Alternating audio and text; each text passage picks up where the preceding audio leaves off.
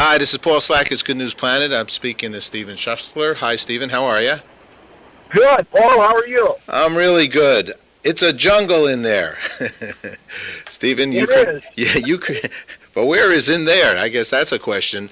To begin with, Stephen is a very successful entrepreneur and restaurateur, and twice named by Fortune magazine as one of the top 100 fastest growing companies that he created. And many might know his wonderful Rainforest Cafes, restaurants, and he's a do-gooder, and he has a lot of insight to share, and it's a big honor for us to talk. So thank you very much, Stephen. Thank you, Paul. You know, I'd like to first, I know we're going to talk about actually some, the concept of this interview, at least right now, is top money saving secrets for restaurant goers, revealed by yourself. And but before we get to that, because I think it's pertinent, you have this new book, right? It's a jungle in there, right? Inspiring lessons, hard-won insights, and other acts of entrepreneurial darling. Did I say that right? Daring. Daring. Yeah. You are darling. The point the point is fun. So I'm just reading from. I tell you, it's just worth getting the book for the preface. This is a man who believes in having fun. Is that right? Do I have that right? Oh, there's no question about it. That it's one of the most important things an entrepreneur can do is not take himself so seriously. Okay, and it says never give up no matter what. That's right. Now you have what I'd like to initially share before we get into some practical tactics here of doing a little better at a restaurant. Key ideas I'm going to explore in your book here. First and foremost is a thank you. How important is that as a leader of a company? Oh, it's so important. The people like accolades. It's important you thank them, and it's important that you tell them that they're doing well. Everybody wants to hear that, and everybody needs that kind of feedback. Okay, in fact, people may work for money. I'm going to use this as a quote, actually, but they live for acknowledgement. There's no question about it. Everybody wants to be acknowledged. And, I often talk about people who are down and have a problem. Misery loves company. But when you're smiling and when you're joyful, it's not only addictive, it's inspiring to others. So if you're feeling down and out, don't show it. Okay, well, you're on our good news page. I mean, this is what we're all about, positive thinking. My mother gave me The Art of Positive Thinking by Reverend Norman Vincent Peale a zillion years ago, and positive lifestyle. What is the high road? If you don't mind, these I think are very important to ever make a decision about anything in life. Taking the high road is your second thought. Well, I like to say that we always take the high road no matter what. We're always thinking positive. We're always saying nice things, even if you don't necessarily feel in a positive nature towards a company or a particular individual. We like to make certain that we always say nice things and that we always take the high road. We always do what's right. It goes the same way with always doing the right thing. That way you never have to remember what you're doing. You're always doing the right thing. You don't have to remember saying something that you didn't say. And giving accolades to people and making certain that people feel special. You can never go wrong with being nice. You never have to worry about turning back. You never have to worry about what you said. If you're always nice and you're always taking the high road, you're going to be remembered for doing that, for taking that high road. Whether it's a business negotiation, whether it's a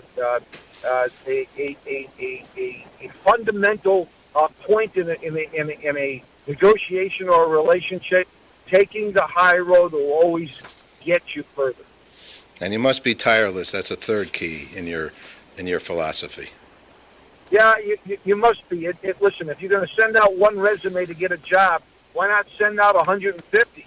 The more ships that leave port to go to war, the more ships return. Why be disappointed or put your eggs all in one basket for one interview? Send out 150 of them. Be positive. Be upbeat, and for the most part, you wind up being very successful because of it. You also say detail is important. That's a fourth thought. Attention to detail is kind of one of the most important things. It's important to look down, look up, look sideways, look behind you. Make sure you look at the small stuff, and you have to sweat the small stuff. I'm known as the light bulb king. I see light bulbs that are out. How often do you go into a restaurant and the light bulbs are in there, but they're all different wattages?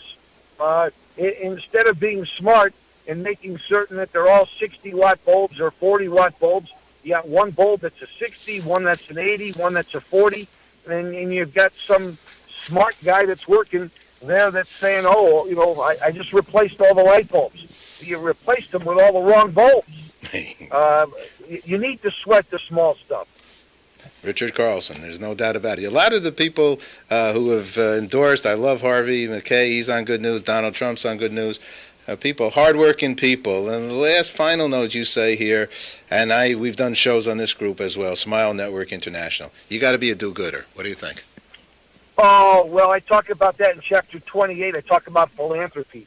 I talk about the 5 Ps, as a matter of fact, right. Throughout the whole book. Personality, product, persistence, people, and philanthropy. And, it's important to give back. Listen, you don't have to give money if you don't have money, but you can donate your time, you can donate your experience.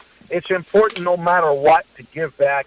Those who are successful learn it at a very early stage that you have to give back, you have to share that knowledge. Well, it was a must for me to go a little bit into your book here. I love the book. I love these self-examination questions. Can you comfortably and successfully perform 2 or more tasks at the same time? That's a question. You ask some very powerful questions that somebody could, if you were independently wealthy, I love this one, and never had to work a day in your life, would you still choose to spend your time attempting to become a successful entrepreneur? Good thoughts. Yeah, and makes you think. And I think one of the reasons that Donald Trump and Lee Iacocca have endorsed the book is because they said in the book I tell real life stories, and I make you not only think, I also make you laugh, and laughing is very, very important. You need to take not take yourself so seriously, and a lot of entrepreneurs are ego driven. You need to get rid of your ego.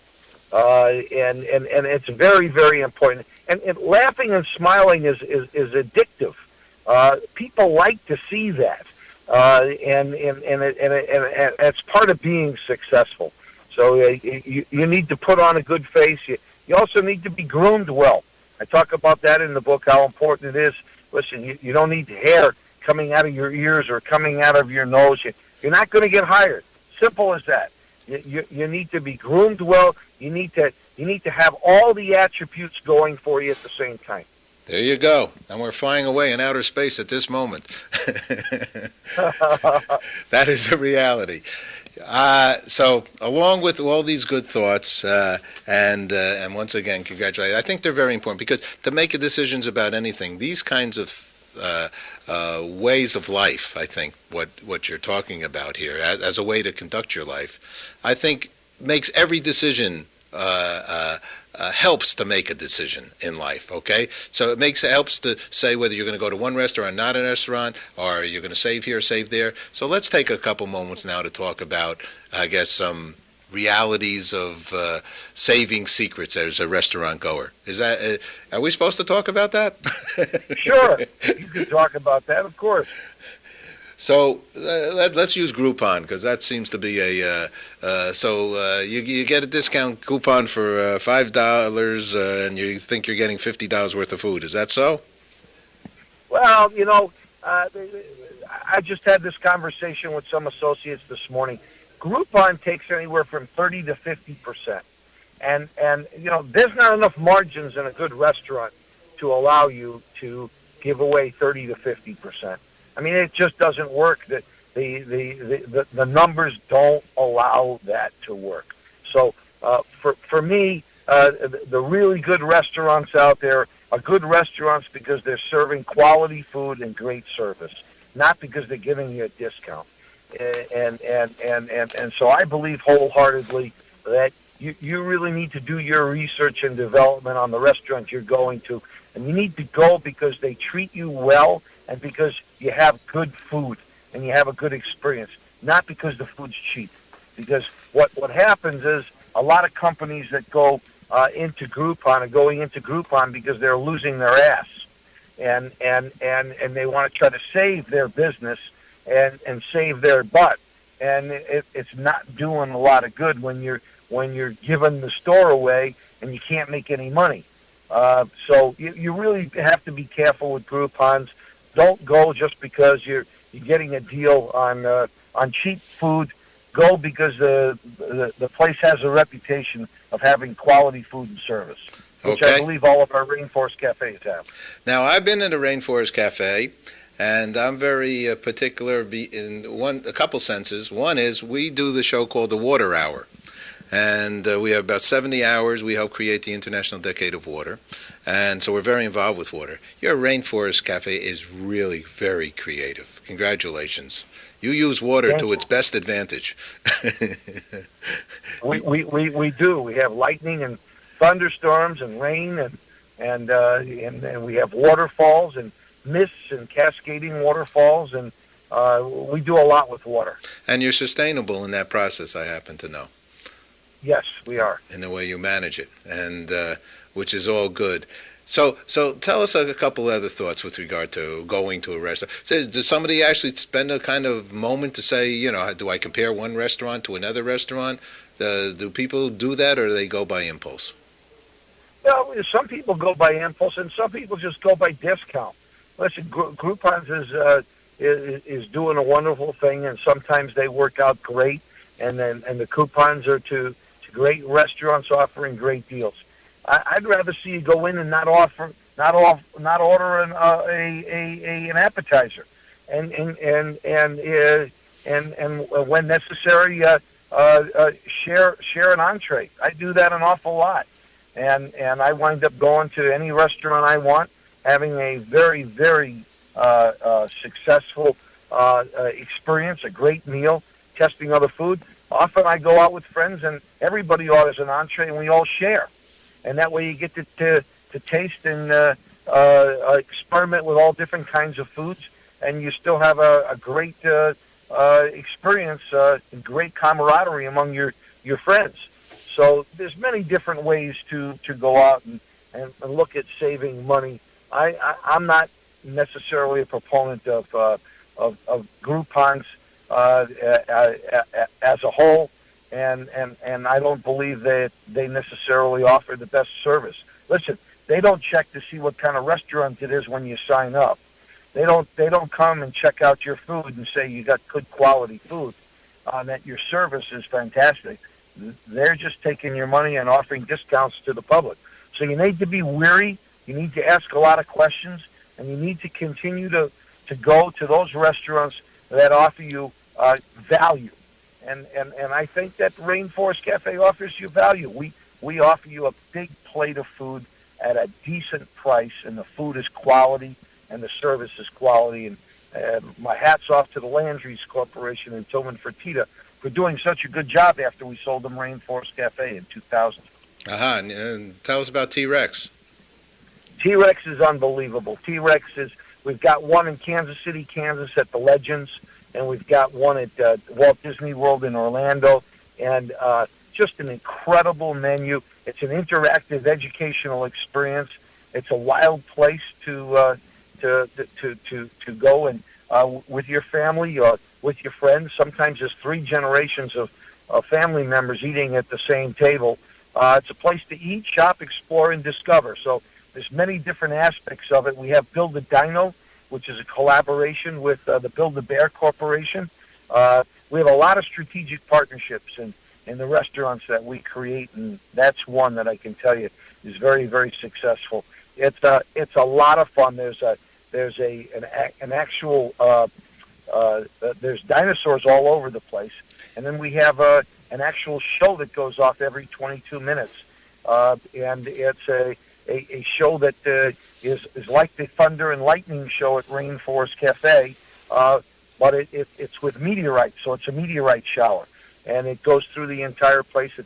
It's a highly publicized and highly theatrical experience.